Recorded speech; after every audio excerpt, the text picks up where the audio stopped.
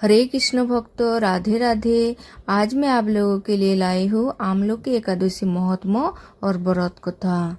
धर्मराज युधिष्ठिर बोले, हे जनार्दन, आपने फाल्गुन के कृष्ण पक्ष की विजय एकादशी का सुंदर वर्णन करते हुए सुनाया। अब आप फाल्गुन मास के शुक्ल पक्ष की एकादशी का नाम क्या है तथा उसकी विधि क्या है, कृपा करके आप मुझे बताइए। श्री भगवान बोले, हे राजन, फाल्गुन मास के शुक्ल पक्ष की एकादशी का नाम आमलक एकादशी है।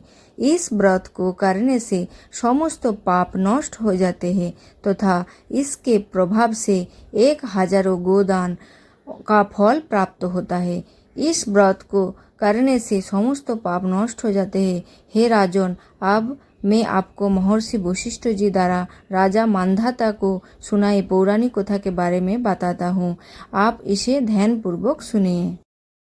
राजा मांधाता बोले कि हे वशिष्ठ जी, यदि आप मुझ पर कृपा करें तो किसी एक ऐसे व्रत की कथा कहिए जिससे मेरा कल्याण हो। महर्षि वशिष्ठ बोले कि हे राजन, सब व्रतों से उत्तम और अंत में मोक्ष देने वाले आमलक एकादशी की व्रत का मैं वर्णन करता हूँ।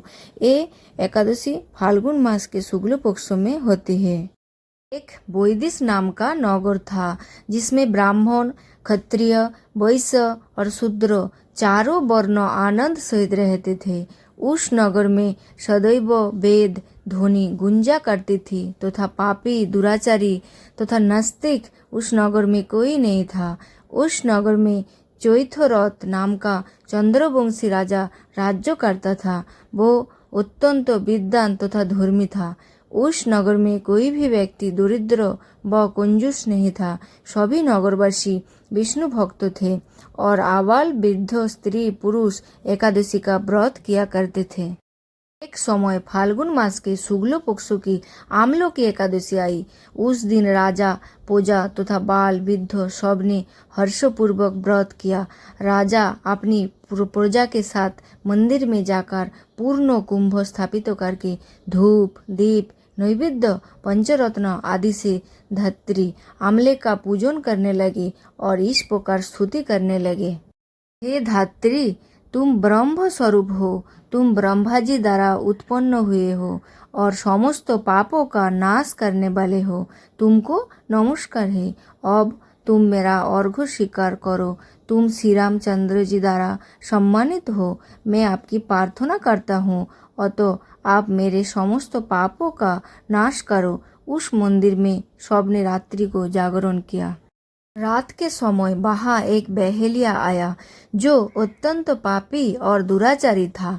वो अपने कुटुंब का पालन जीव हत्या करके किया करता था। भूख और प्यास से अत्यंत व्याकुल वो बहेलिया इस जागरण को देखने के लिए मंदिर के एक कोने में बैठ गया और विष्णु भगवान तथा एकादशी महात्मा की कथा सुनने लगा। इस प्रकार अन्य मनुष्यों की भांति उसने भी सारी रात जागरण बिता दी। प्रातःकाल होते ही सब लोग अपने अपने घर चले गए तो बहेलिया भी अपने घर चला गया। घर जाकर उसने भोजन किया। कुछ समय बीतने के पश्चात उस बहेलिया की मृत्यु हो गई। मगर उस आमलों की एकादशी के व्रत कथा जागरण से उसने राजा विदुरथ के घर जन्म लिया और उसका नाम वसुरथ रखा गया। युवा होने पर वो चतुरंगिनी सेना के सहित तथा धन धान्य से युक्त होकर 10,000 ग्रामों का पालन करने लगा। वो तेज में सूर्य के समान, कांति में चंद्रमा के समान, वीरता में भगवान विष्णु के समान और क्षमा में पृथ्वी के समान था। वो अत्यंत धार्मिक, सत्यवादी, कर्मवीर और विष्णु भक्त था। वो प्रजा का समान भाव से पालन करता था। दान देना उसका नित्य कर्तव्य था। एक दिन राजा शिकार खेलने के लिए गया। देवयोग से वो मार्ग भूल गया और दिशा ज्ञान न रहने के कारण उसी वन में एक वृक्ष के नीचे सो गया। थोड़ी देर बाद पहाड़ी म्लेच्छ वहां पर आ गए और राजा को अकेले देखकर मारो मारो शब्द करते हुए राजा की ओर दौड़े।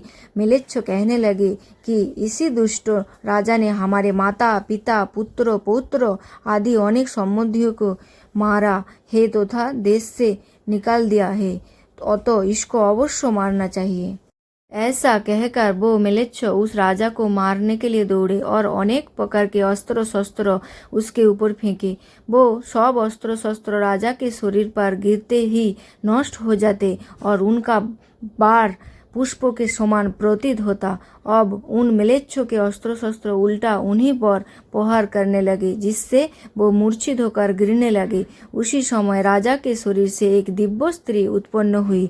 वो स्त्री अत्यंत सुंदर होते हुए भी उसकी भुकुटी टेढ़ी थी। उसकी आंखों से लाल लाल अग्नि निकल रही थी, जिससे वो दूसरे काल के समान प्रतीत होती थी। वो स्त्री मेलेच्छों को मारने दौड़ी और थोड़ी ही देर में उसने सब मेलेच्छों को काल के गाल में पहुंचा दिया। जब राजा सोकर उठा तो उसने मेलेच्छों को मरा हुआ देखकर कहा कि इन शत्रुओं को किसने मारा है? इस वन में मेरा कौन हितैषी रहता है? वो ऐसा विचार कर ही रहे थी, आकाशवाणी हुई कि हे राजा, इस संसार में विष्णु भगवान के अतिरिक्त तो कौन तेरी सहायता कर सकता है? इस आकाशवाणी को सुनकर राजा अपने राज्य में आ गया और सुखपूर्वक राज्य करने लगा। महर्षि वशिष्ठ बोले कि हे राजन, ये आमलकी एकादशी के व्रत का प्रभाव था। जो मनुष्य इस आमलकी एकादशी का व्रत करते हैं वो प्रत्येक कार्य में सफल होते हैं और अंत में विष्णु लोक को जाते हैं।